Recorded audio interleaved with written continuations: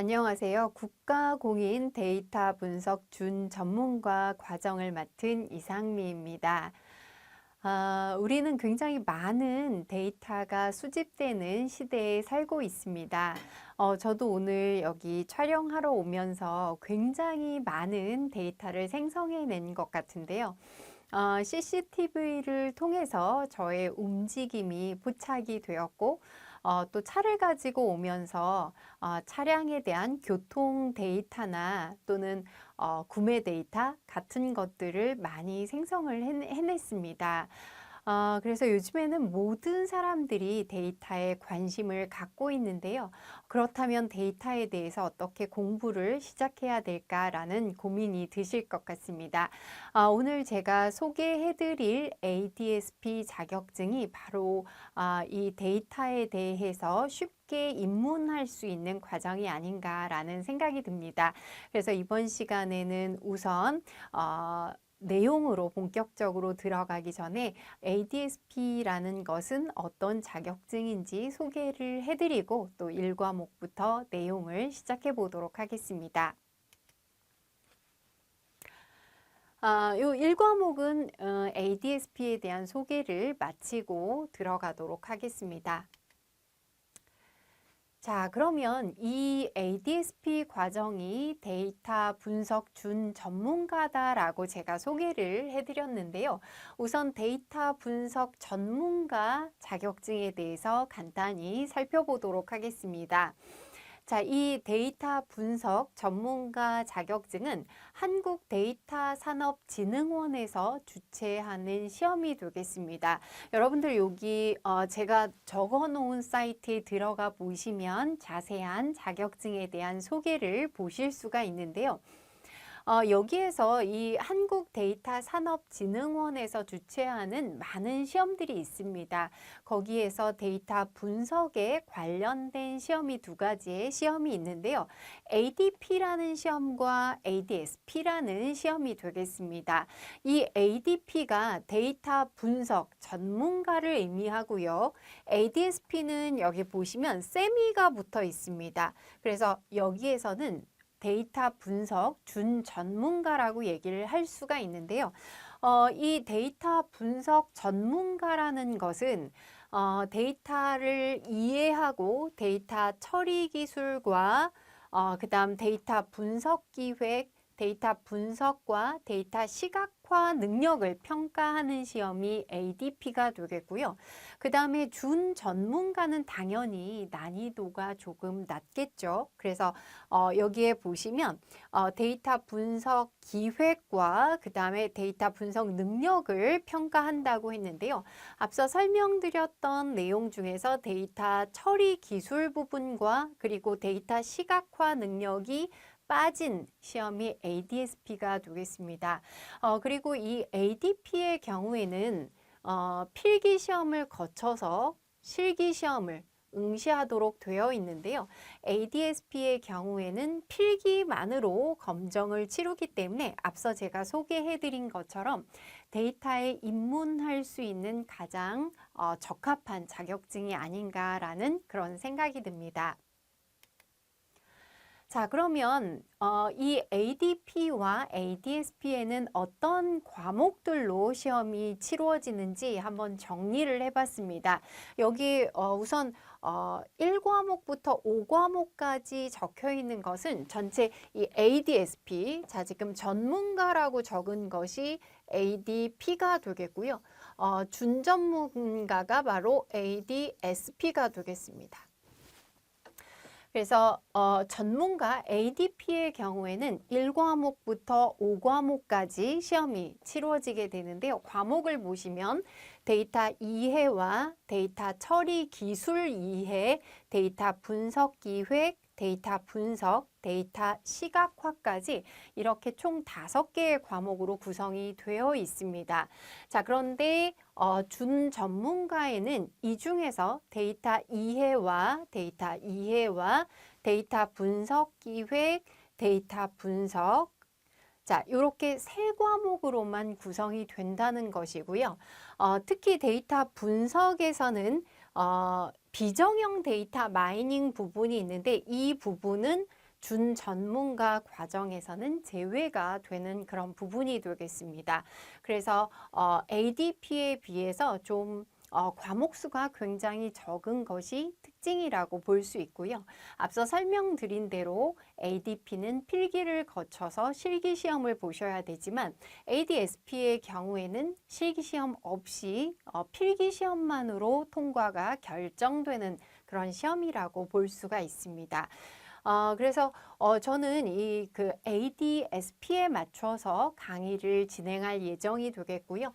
여기 있는 내용들 이제 뭐 하나하나 어떤 내용들인지는 수업을 하면서 하나씩 살펴보도록 하겠습니다. 그래서 이렇게 ADSP는 세 개의 과목으로 구성이 되는구나라는 것을 이해를 해주시면 되겠습니다. 다음은 그러면 이 ADSP 시험에서 문항수는 얼마나 출제될지도 굉장히 궁금하실 것 같은데요. 한번 정리를 해봤습니다. 앞서 설명드린 대로 ADSP는 필기 시험만으로 치루어진다라고 설명을 드렸는데요. 우선 1과목 데이터 이해와 2과목 데이터 분석 기획은 동일한 문항수로 구성이 되는데요. 각각 객관식 문항은 8개의 문항, 단답형의 문항은 2개의 문항씩 출제가 되는 것을 볼 수가 있습니다. 이 ADSP 시험의 특징이라고 볼 수가 있는데요. 모두 사지선다가 아니라 단답형의 문제가 출제가 된다는 것입니다. 단답형. 그러니까 서술형은 아니고 짧은 답이 되는 그런 단답형의 문제가 출제가 됩니다. 그렇기 때문에 학습을 하실 때 아주 정확하게 단답형으로 기록을 하실 수 있을 정도로 정확하게 기억을 하고 계실 필요가 있다는 것입니다. 그리고 지금 데이터 분석 3과목의 경우에는 굉장히 많은 문항이 출제가 되는데요. 객관식이 24문항이고 단답형이 6개의 문항, 그러니까 총 30문제가 출제가 됩니다. 1과목과 2과목은 각각 10개의 문항인데요. 데이터 분석은 굉장히 많은 내용들이 포함되는 것을 알 수가 있습니다. 이 데이터 분석 안에는 통계와 데이터 마이닝으로 구성이 되기 때문에 우리가 분석하면 떠오르는 대부분의 내용들이 바로 3과목 안에 포함된다고 생각하실 수가 있습니다. 그래서 이 3과목의 경우가 굉장히 중요하구나라는 것을 이해하실 수가 있을 것 같습니다. 자, 이렇게 해서 배점은 100점 만점으로 해서 객관식은 80점, 단답형 20점이 되겠는데요. 배점은 각 2점으로 동일한 상태입니다. 자, 이렇게 문항수가 구성이 된다는 것을 이해를 해주시면 되겠습니다. 자, 그러면 합격 기준은 어떻게 될지 한번 살펴보도록 하겠습니다. 합격 기준은 앞서 100점 만점이라고 했는데요. 여기에서 총점이 60점 이상 취득이 되면 됩니다. 자, 60점 이상만 되면 되는데요. 주의하실 점이 있습니다. 과락이 존재한다는 것인데요. 과목별로 40% 미만 취득을 할 경우에 과목별로 과락을 정하는데요. 과락별로 40% 미만이 되면 과락이 돼서 총점이 60점이 넘더라도 합격을 하실 수가 없다는 것입니다. 그래서 특히 이 과락을 좀 주의를 하셔야 되는데요. 각자 취약한 과목들이 있을 수가 있습니다. 그래서 취약한 과목의 경우에는 점수가 좀 낮게 나오더라도 절대로 이 과락 기준에 맞게 되면 안 되겠죠. 그래서 과락의 점수 이상으로 맞을 수 있도록 노력을 해주실 필요가 있겠습니다. 자, 그래서 여기까지 ADSP 시험이라는 게 어떻게 구성이 되는지 간단하게 과목과 배점 등을 우리가 살펴보았는데요. 그러면 이제 앞서 설명드린 세 개의 과목들을 이제 하나씩 진행을 해보도록 하겠습니다. 그래서 오늘은 우선 1과목인 데이터의 이해를 몇 시간에 걸쳐서 한번 학습을 해보려고 합니다. 이 데이터의 이해는 말 그대로 우리가 공부하고자 하는 데이터가 무엇인지 살펴보고, 또 데이터 하면 뗄 수 없는 내용이 데이터베이스에 관한 내용인 것 같습니다. 물론 우리가 데이터베이스에 대해서 아주 깊이 있게 학습할 만한 그런 시간은 되지 않겠지만 시험에 나오면 맞을 수 있을 정도로 데이터베이스에 대해서 간단하게 살펴보도록 하겠고요. 이후에는 또 빅데이터에 관한 내용들도 하나씩 살펴보겠습니다. 자, 그럼 우선 오늘은 데이터와 데이터베이스에 대해서 좀 생각을 해보려고 하는데요. 데이터 공부를 시작하기 전에 데이터가 무엇인지 정의를 한번 내려보고 시작을 하면 좋을 것 같습니다. 이 데이터라는 용어는 굉장히 오래전에 등장을 했는데요. 1646년에 영국의 문헌에서 처음 등장했다고 합니다. 바로 이 데이터라는 말은 라틴어의 de어라는 말, to give, 준다는 뜻을 가지고 있죠. 과거 분사형으로 주어진 것이라는 의미로 사용이 되었습니다. 그래서 이 데이터라는 용어가 처음 나왔을 때는 굉장히 좀 추상적인 개념으로 사용이 되었다는 것을 알 수가 있는데요. 이것이 1940년대 이후의 데이터는 과거의 관념적이고 추상적인 개념에서 기술적이고 사실적인 의미로 변화되었다고 되어 있습니다.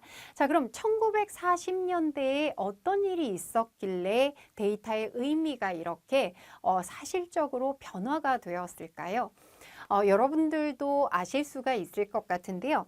1940년대에는 우리가 최초의 컴퓨터라고 얘기하는 컴퓨터가 등장하게 되었습니다. 그래서 뭐 이전에도 컴퓨터의 형태를 갖춘 것들이 여러 개가 있었겠지만 우리가 공식적으로 인정하는 것은 1946년 2월에 바로 ENIAC이라는 컴퓨터를 많이 들어보셨을 것 같습니다. ENIAC이라는 컴퓨터가 최초로 발표가 되었고, 역사적으로 우리는 이 ENIAC을 세계 최초의 컴퓨터다라고 인정을 하고 있습니다.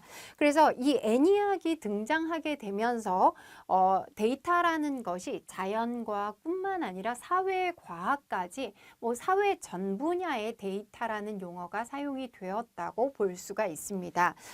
옥스포드 대사전에서도 이 데이터에 대해서 정의를 내리고 있는데요. 옥스포드 대사전에서 데이터는 추론과 추정의 근거를 이루는 사실이다. 우리가 이 데이터를 이용해서 어떤 추론이나 추정을 할 수 있다라는 그런 의미가 되겠습니다.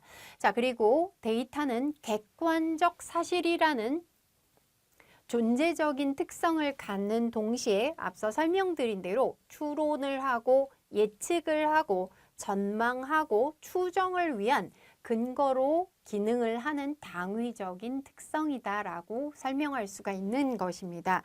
자, 그래서 데이터라는 것은 객관적 사실이라는 존재적인 특성을 갖는다고 했는데요.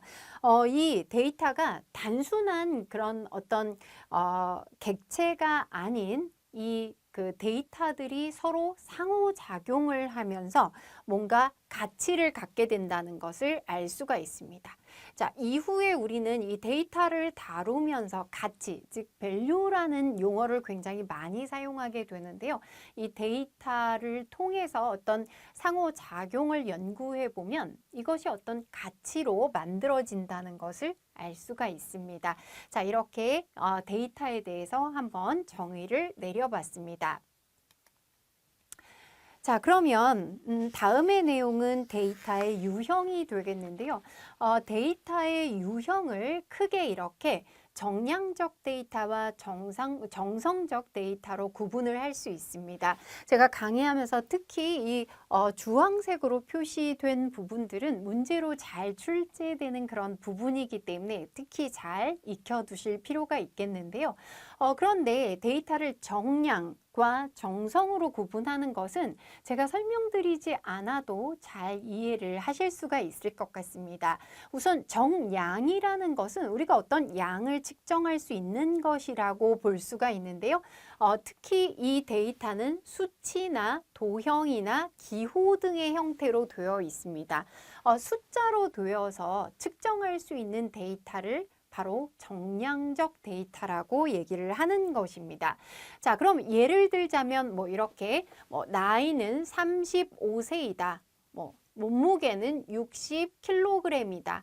그 다음 온도는 몇 도이다. 풍속은 어떻다. 이런 것들은 정량적인 데이터라고 볼 수가 있는 것입니다. 자, 반면에 정성적 데이터는 대부분은 언어의 형태로 되어 있는 것을 의미하는데요. 언어나 문자로 구성되는 데이터가 정성적 데이터가 되겠습니다. 자, 이 정성적 데이터에는 SNS 데이터, SNS의 데이터들은 대부분 텍스트로 되어 있는데요. 이 텍스트가 바로 언어의 형태라고 볼 수가 있습니다. 그리고 이메일이나 기상특보, 자, 요 기상특보도 시험 문제의 보기로 출제가 되었었는데요. 기상특보라는 것은 보통은 그 문장으로 되어 있기 때문에 이것은 정성적 데이터에 속한다라고 얘기할 수가 있겠습니다. 자, 그럼 우리가 데이터를 분석한다고 할 때 정량적 데이터와 정성적 데이터 중에서 어떤 데이터가 분석하기가 더 쉽고 어떤 데이터가 분석하기 어려울까요? 여러분들 아마 쉽게 아실 수가 있을 텐데요. 이 정량적 데이터는 아주 이전에도 분석이 잘 이루어지던 데이터의 형태라고 볼 수가 있습니다. 자, 이와 같은 데이터를 정형 데이터라고 하는데요. 바로 뒷장에서 소개를 해드리겠지만 정형 데이터는 잘 정리되어 있는 보통은 데이터베이스의 형태를 갖추고 있습니다. 데이터베이스를 잘 이해하지 못하신다면 엑셀로 정리된 데이터를 생각해 보시면 되겠는데요. 자, 이렇게 표로 잘 정리되어 있는 데이터를 보통 정형 데이터라고 얘기를 합니다. 그래서 정형 데이터의 형태이고 객관적인 내용을 가지기 때문에 통계 분석이 굉장히 용이한 쉬운 형태라고 볼 수 있습니다. 보통 우리가 통계를 이용해서 숫자로 된 데이터들을 분석을 할 수가 있는 것입니다. 그런데 이 정성적 데이터라는 것은 그럼 정형 데이터와는 좀 상대적인 특성을 가지게 되겠죠. 그래서 이것을 바로 비정형 데이터라고 얘기를 하는데요. 예전에는 비정형 데이터를 분석하는 것을 생각하기가 어려웠습니다. 그만큼 분석이 어려웠기 때문인데요. 이제는 분석하는 기술들이 굉장히 많이 발전하게 되면서 비정형 데이터도 많은 분석을 할 수가 있게 되었습니다. 자, 어쨌든 이 정성적 데이터는 정량적 데이터에 비해서는 분석이 굉장히 까다로운 데이터라고 볼 수가 있겠고요. 자, 보시면 저장, 검색, 분석에 많은 비용과 기술적인 투자가 수반이 됩니다. 언어의 형태로 되어 있기 때문에 용량도 굉장히 많이 차지할 것이고 이 안에서 뭔가를 검색하는 것도 쉽지 않을 거라는 것을 알 수가 있습니다. 정량적 데이터에 비해서 굉장히 주관적인 내용을 갖고 있고요. 당연히 통계 분석이 어려운 특징을 가지고 있습니다. 자, 그러면 우선 정량적 데이터와 정성적 데이터의 특징, 또 이 예들이 문제로 잘 다루어지기 때문에 이 부분을 잘 기억을 해 주셔야 되겠습니다. 자, 그러면 제가 방금 이 정량적 데이터와 정성적 데이터를 설명을 드리면서 정형 데이터와 비정형 데이터에 대해서 말씀을 드렸는데요. 이 내용도 굉장히 중요한 구분의 방식이 되겠습니다. 자, 데이터를 정형 데이터, 비정형 데이터, 그리고 반정형 데이터라는 것도 있는데요. 자, 이렇게 세 가지로 구분하는 것을 필수적으로 아실 필요가 있습니다. 굉장히 중요한 내용이죠. 문제로 아주 잘 다뤄지는 부분이라고 볼 수가 있습니다. 자, 정형 데이터는 앞서 설명드린 것처럼 데이터베이스로 잘 정리가 되어 있는 형태라고 말씀을 드렸는데요. 정형 데이터는 형태가 있으며 그러니까 표나 데이터베이스로 잘 정리가 되어 있는 것이고요. 또 연산이 가능하다는 특징을 갖고 있습니다. 대부분은 숫자로 되어 있기 때문에 연산이 가능한 특징을 갖고 있고요. 주로 관계형 데이터베이스에서 사용됩니다. 뒤쪽에서 데이터베이스의 정의와 특징을 설명드릴 텐데요. 그 중에서 우리가 데이터베이스 중에서 가장 일반적으로 많이 사용하는 것이 바로 관계형 데이터베이스라는 것입니다. 전통적으로 사용하는 그 데이터베이스가 관계형 데이터베이스인데요. 여기에서 주로 사용되는 것이 정형 데이터가 되겠습니다.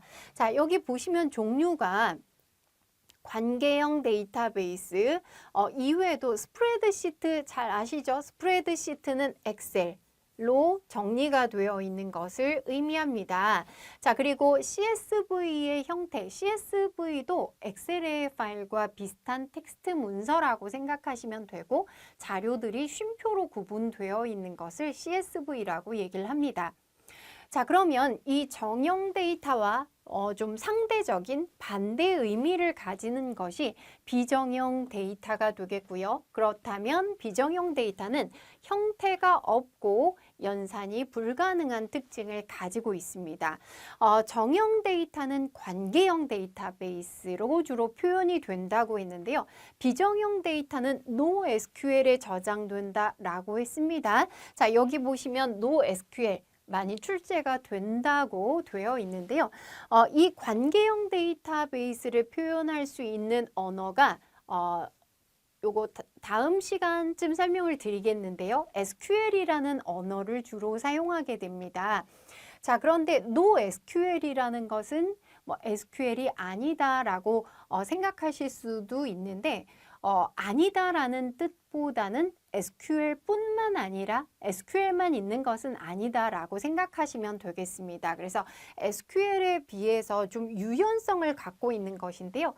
뜻을 보시면 NoSQL은 전통적인 데이터베이스보다 유연한 스키마를 가지며 확장성이 뛰어난 특징을 가지는 것이 바로 NoSQL이 되겠습니다. 자, 그럼 비정형 데이터에 포함되는 것이 무엇인지 잘 알고 계셔야 되겠죠? 앞서 정성적 데이터에 SNS, 이메일 이런 것들이 포함된다고 했는데요. 이런 것들이 모두 포함됩니다. 소셜 데이터, 그 다음 영상, 동영상, 그 다음 이미지, 음성, 텍스트. 자, 이런 것들은 예전에 분석할 생각조차 할 수가 없었던 데이터의 형태가 되겠는데요. 이제는 이런 것들도 분석할 수 있는 기술이 생겨났다고 생각을 하시면 되겠습니다. 그래서 비정형 데이터의 종류 반드시 기억을 하셔야 되겠고요. 그 다음에 반정형 데이터도 있습니다. 반정형이라는 것은 반만 정형이다. 즉 정형과 비정형의 사이에 있다라고 생각하시면 되겠습니다. 보통 비정형과 반정형을 좀 혼동하시는 분들도 있는데요. 비정형은 정형이 아니다. 그 다음 반정형은 반만 정형이다. 이렇게 생각하셔도 될 것 같습니다. 자, 요건 형태가 있습니다. 스키마나 메타데이터의 형태를 가진다고 되어 있는데요. 스키마라는 것은 데이터베이스 공부하신 분들은 잘 아실 것 같습니다. 데이터나 데이터베이스의 구조를 바로 스키마라고 얘기를 합니다. 그 다음 메타데이터라는 용어가 있는데 이 메타데이터라는 용어가 주관식으로도 단답형으로도 많이 출제가 되었습니다. 메타데이터라는 것은 뭐냐면 데이터에 관한 구조화된 데이터다. 다른 데이터를 설명해주는 데이터다라고 되어 있는데요. 다시 말하면 데이터에 대한 데이터를 메타데이터다라고 얘기를 합니다. 데이터를 설명해주는 데이터라는 것이죠. 자, 그래서 이런 형태들을 가지고 있는데 연산은 불가능합니다. 형태는 있는데 연산이 불가능하다. 반만 정형인 것이 맞다고 볼 수가 있습니다. 주로 파일로 저장이 되는데요. 요것은 XML, HTML, JSON, 요거 웹 문서를 표현하는 확장자들이 되겠죠. 또는 로그의 형태, 어떤 센서로부터 수집되는 로그 파일의 형태로도 되어 있습니다.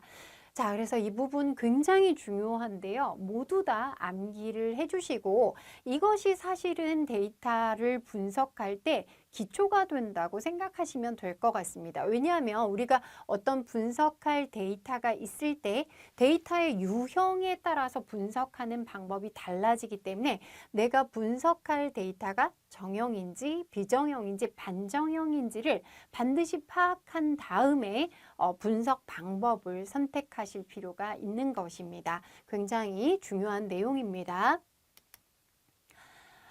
다음은 지식 경영의 핵심 이슈를 한번 살펴보도록 하겠습니다.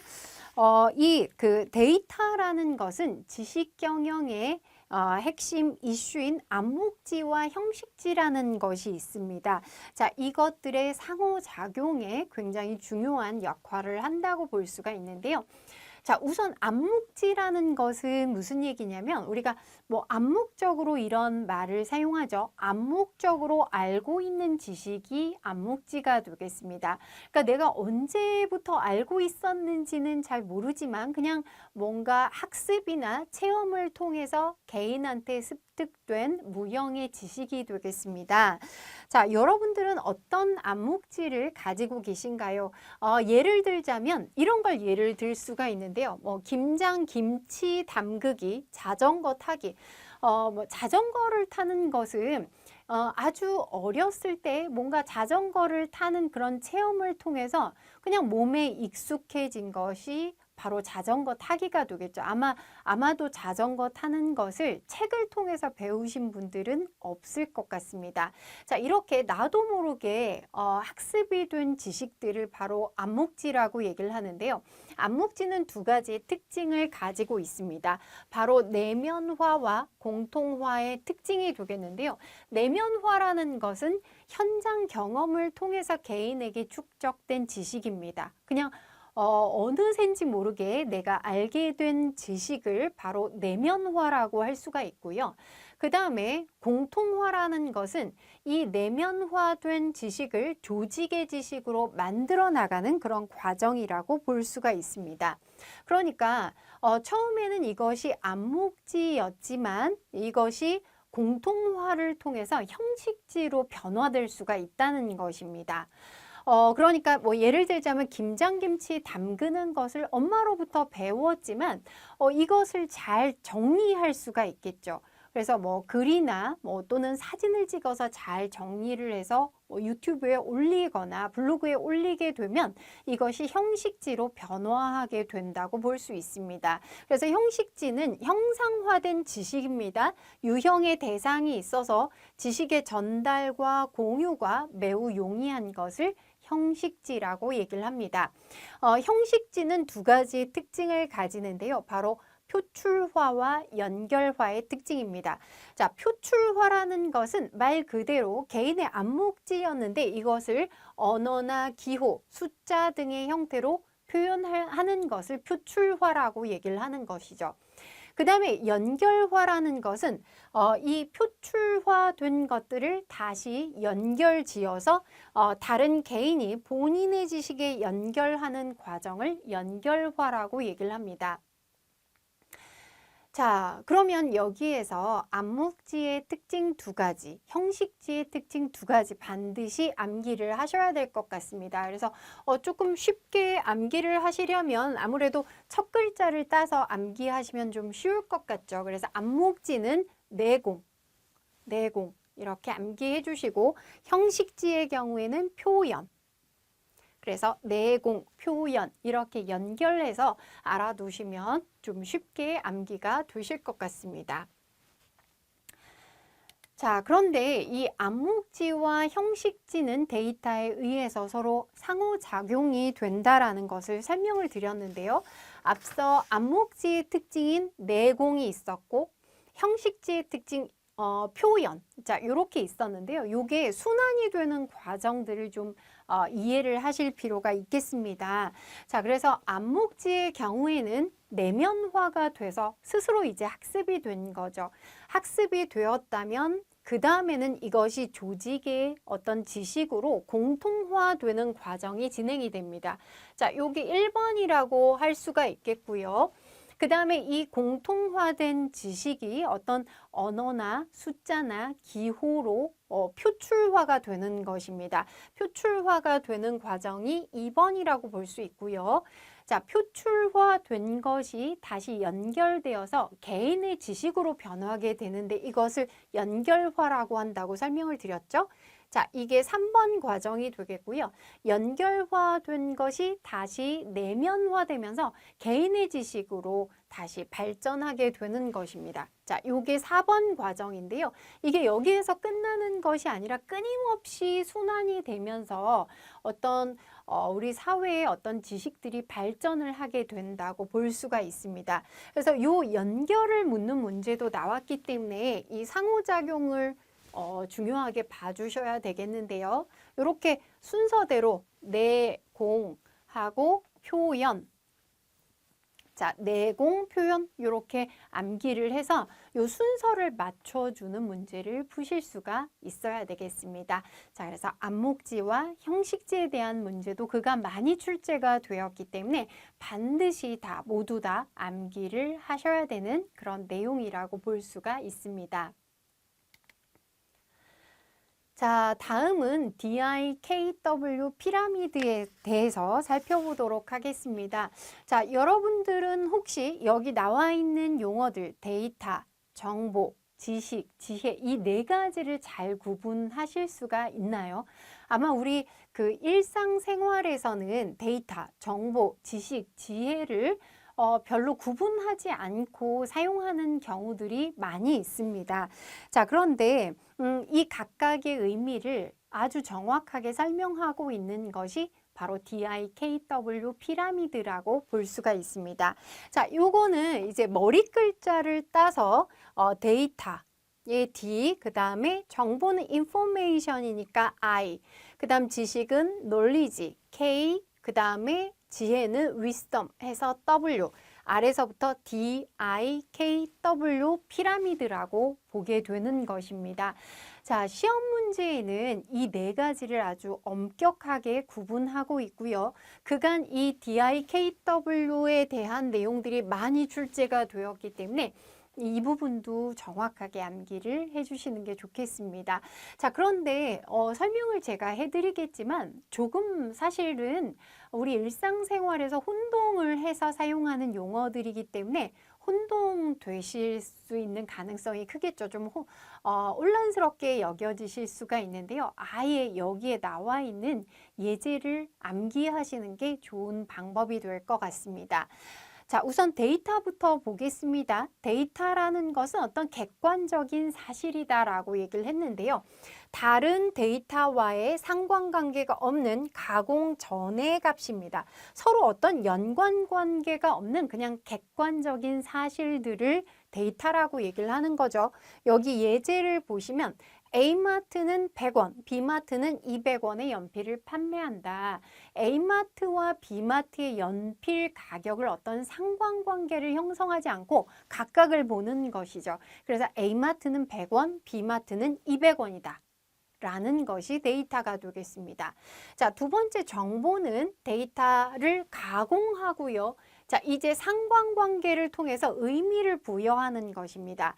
자, 그래서 A마트의 연필 가격이 더 싸다. 두 개. A마트는 100원이고 B마트는 200원이니까 A마트의 연필이 더 싸다라고 생각하는 것이 바로 이제 정보가 되겠습니다. 이 내용이 가공되고 두 개의 상관관계를 따지게 된다는 것이죠. 그러나 정보라고 해서 모두 유용한 것은 아닙니다. 유용하지 않을 수도 있는 것이 정보라고 볼 수가 있습니다. 자, 자, 이제 다음 단계는 지식이 되겠는데요. 지식은 유의미한 정보의 개인적인 경험을 결합해서 예측을 하는 것입니다. 상대적으로 저렴한 A마트에서 연필을 사야겠다라는 것은 뭔가 좀 자신만의 생각이 들어갔다는 것을 알 수가 있습니다. 개인적인 경험이 결합된 것이라고 볼 수가 있고요. 마지막에 이제 지혜라는 것은 지식의 축적과 아이디어가 결합된 중요한 것은 창의적인 산물이라고 볼 수가 있습니다. 자, 이제 이렇게 생각하는 거죠. A마트가 연필이 더 싼 것을 보니까 A마트의 다른 물건들도 B마트보다는 싸겠구나라고 생각하는 것이 바로 지혜가 되겠습니다. 자, 그래서 여기에서 지혜에서 중요한 것은 창의적인 생각이 포함이 되었다는 건데요. 사실 이 연필의 사례로만 이 네 가지를 구분해 보기는 쉽지 않은 것 같습니다. 좀 구분이 안 가실 것 같은데 앞에 설명드린 대로 앞에 말씀드렸던 것처럼 아예 예제를 암기하시면 여기에서 아주 조금 변형된 형태로 문제가 출제되기 때문에 좀 쉽게 문제를 푸실 수 있지 않을까 하는 생각이 듭니다. 자, 그러면 다음 내용으로는 데이터베이스의 정의에 대해서 살펴보도록 하겠습니다. 자, 이제 이 데이터들이 좀 축적되어 있는 형태가 데이터베이스라고 얘기할 수가 있는데요. 우리가 IT에서 굉장히 중요한 과목 중에 하나가 바로 데이터베이스입니다. 그래서 물론 데이터베이스에 대해서 학습을 해보신 분들도 계시겠지만 데이터베이스라는 용어를 잘 접하지 못하셨던 분들도 계실 것 같습니다. 그래서 아주 간략하게 데이터베이스에 대해서 설명을 드릴 텐데요. 이제 수집한 데이터를 서로 어떤 조직에서 공유할 목적으로 데이터를 모아놓은 것을 데이터베이스라고 할 수가 있습니다. 그래서 이것은 이 데이터베이스라는 용어는 1950년대 앞서 그 1946년에 최초의 컴퓨터가 나왔다고 설명을 드렸는데요. 1950년대에 미국에서 어떤 군사 정보를 관리하기 위해서 만들어진 게 데이터베이스라고 할 수가 있겠고요. 이 베이스라는 말이 데이터의 베이스는 기지가 되겠죠. 데이터의 기지다라는 용어로 데이터베이스라는 용어를 사용했다고 합니다. 그래서 처음에는 단순히 데이터를 모아두는 것을 데이터베이스라고 얘기를 했지만 지금은 데이터를 저장하고 관리하고 검색하는 모든 일들이 데이터베이스에서 일어난다고 볼 수 있습니다. 자, 이 데이터베이스의 정의도 여러 가지가 있는데요. 이 데이터 분석 전문가 가이드, 그러니까 앞서 설명드렸던 이 데이터산업진흥원에서 내린 정의가 되겠는데요. 문자, 기호, 음성, 화상, 영상 등 상호 관련된 다수의 컨텐츠를 정보 처리 및 정보통신기기에 의해서 다시 말하면 컴퓨터에 의해서 체계적으로 수집, 축적해서 다양한 용도와 방법으로 이용할 수 있도록 정리해 놓은 정보의 집합체이다. 자, 그러니까 굉장히 다양한 유형의 데이터들을 컴퓨터로 수집하고 관리할 수 있도록 만들어 놓은 정보의 집합체다라고 정의를 내리고 있습니다. 자, 그러면 이 데이터베이스 부분에서 특히 많이 문제가 출제된 내용들이 되겠는데요. 데이터베이스의 특징 정도는 반드시 이해를 하실 수가 있어야 되겠습니다. 데이터베이스의 특징은 네 가지로 구분할 수 있습니다. 통합된 데이터, 저장된 데이터, 공용 데이터, 변화되는 데이터. 이렇게 네 가지로 설명할 수 있는데요. 통합된 데이터라는 것은 예를 들자면 각 부서별로 자료를 어떤 파일을 가지는 것이 아니라 부서별로 파일을 이렇게 정리하는 그런 예전에는 이런 형태였는데요. 자, 이것을 하나의 데이터베이스 안에 모든 부서에서 관리되던 파일들을 통합해 놓은 것입니다. 자, 그런데 통합할 때 주의할 것이 있는데 되도록이면 중복이 되지 않게끔 사실은 이 여러 개의 파일들에는 굉장히 중복된 데이터들이 많겠죠.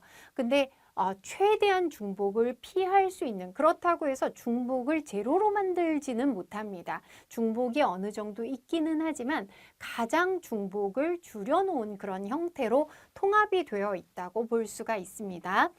두 번째, 저장된 데이터라는 것은 앞서 이 데이터베이스의 중요한 전제 조건은 컴퓨터로 처리를 한다는 것이죠. 그래서 컴퓨터가 접근할 수 있는 저장 매체의 저장이 되어 있다는 것입니다.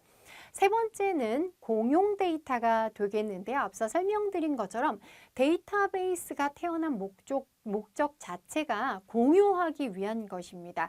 조직에서 서로 함께 쓸 수 있도록 만들어 놓은 것인데요. 여러 사용자가 서로 다른 목적으로 데이터베이스의 데이터를 공동으로 이용하는 것을 의미하고요. 네 번째는 변화되는 데이터입니다.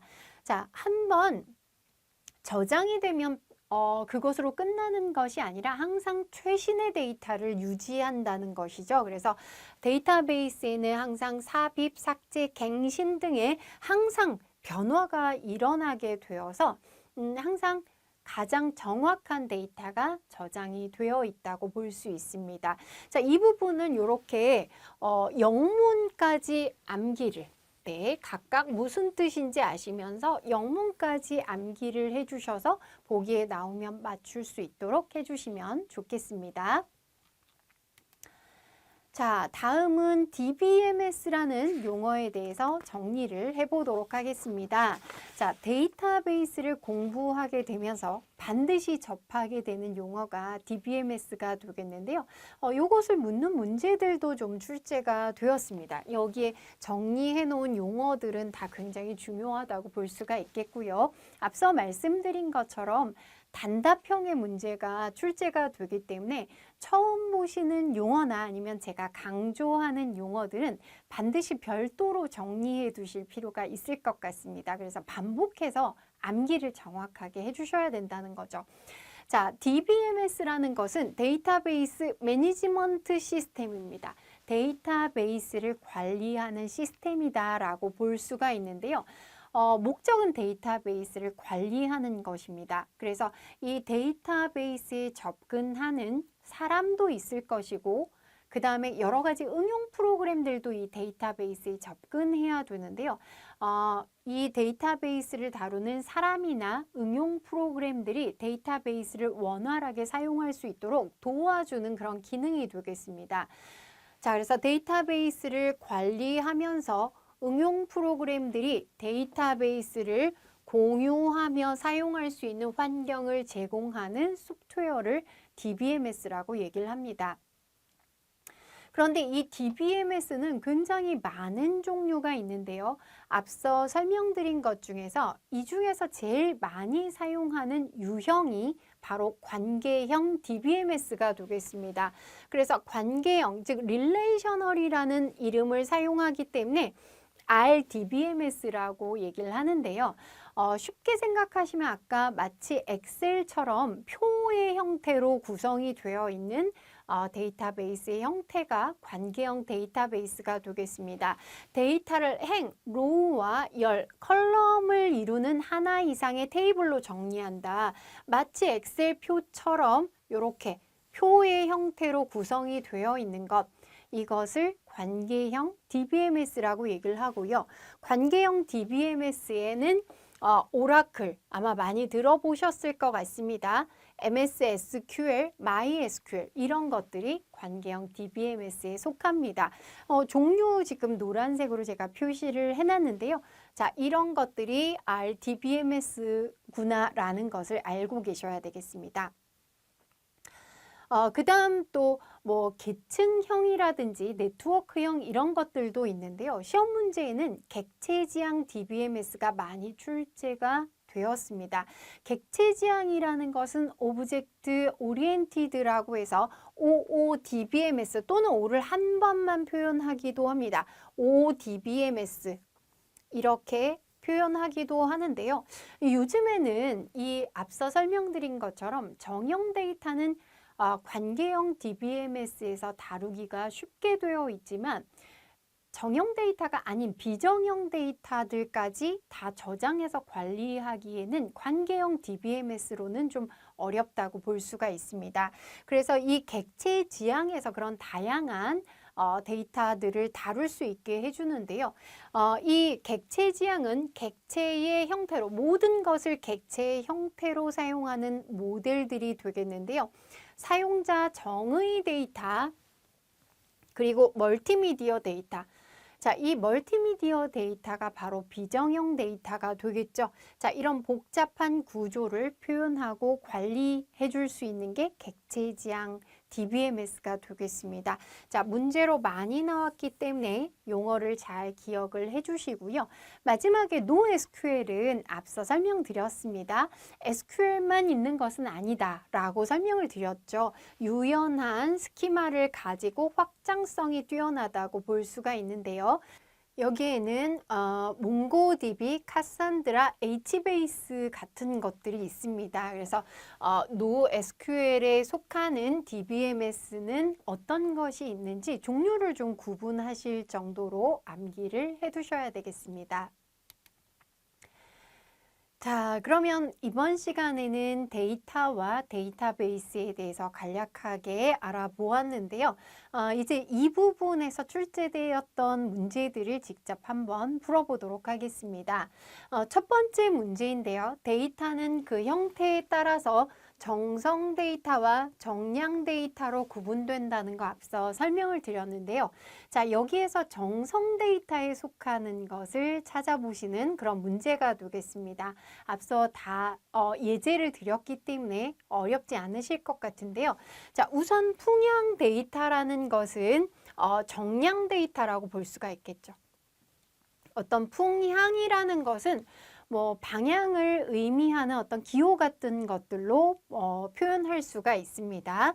그 다음 습도는 숫자의 값으로 표시가 되겠죠. 그래서 정량 데이터로 볼 수가 있고요.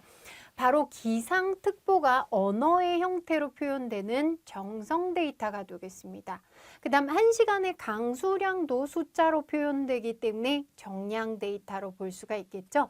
자, 그럼 여기에 정성 데이터에 속하는 것은 3번 기상특보라고 볼 수가 있습니다. 자, 다음 문제입니다. 다음은 DIKW 피라미드에 대한 설명이다. 가장 적절한 것을 묻는 문제입니다. 자, 우선 지식은 근본 원리에 대한 깊은 이해를 바탕으로 도출되는 창의적인 아이디어다. 어떤가요? 창의적인 아이디어는 제가 앞서 지혜라고 설명을 드렸습니다. 그래서 1번은 잘못된 설명이 되겠고요. 2번, 데이터는 존재 형식을 불문하고 타 데이터와의 상관관계가 없는 가공 전의 순수한 수치나 기호이다.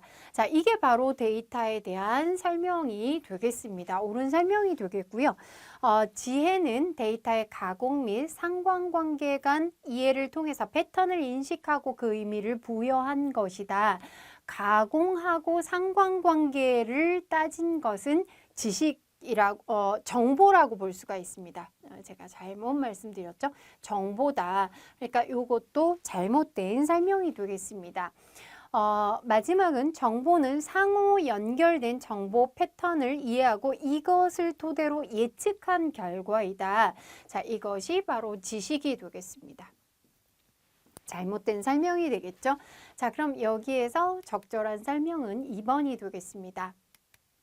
자, 다음 문제입니다. 다음 중 지식에 대한 예로 적절한 것을 찾아주시면 되겠습니다. 앞서 제가 예제까지 암기를 하셔야 된다고 설명을 드렸는데요. 1번은 A 사이트보다 B 사이트 간 다른 물건도 비싸게 팔 것이다. 자, 요것은 지혜의 형태가 되겠습니다. 그 다음에 B사이트보다 가격이 상대적으로 저렴한 A사이트에서 마우스를 사야 되겠다라고 생각하는 것은 바로 이게 지식이 되겠죠. 그 다음 A사이트는 15,000원에 B사이트는 20,000원에 마우스를 팔고 있다. 이거는 아주 객관적인 사실이죠. 자, 그럼 이것은 데이터라고 볼 수가 있습니다. 마지막에 B사이트의 마우스 판매 가격이 A사이트보다 더 비싸다. 자, 어떤 상관관계를 따진 것이죠. 자, 이것은 정보라고 볼 수가 있습니다. 자, 그럼 지식에 대한 이해는 2번이 되겠습니다. 자, 다음 중 암묵지와 형식지의 상호작용과 가장 관련이 없는 것. 자, 요거 네 가지를 암기하셔야 된다고 했습니다. 암묵지의 특징은 내공, 그 다음에 형식지의 특징은 표현. 자, 그렇게 되면 3번에 있는 추상화는 앞서 존재하지 않던 내용이 되겠습니다. 정답은 3번 추상화가 되겠습니다. 자, 다음 내용입니다. 다음 중 데이터베이스의 일반적인 특징을 설명한 것으로 적절하지 않은 것 찾아보겠습니다. 통합된 데이터 있었고요. 공용 데이터도 있었습니다.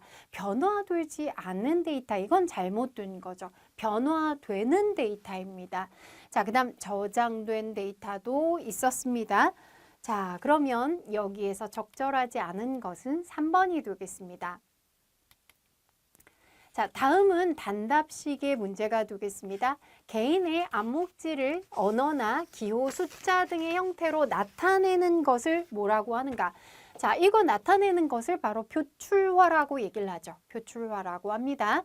다음 문제입니다. 데이터의 가공, 처리와 데이터 간 연관 관계 속에서 의미가 도출된 것으로 의미가 유용하지 않을 수도 있는 것은 무엇일까요?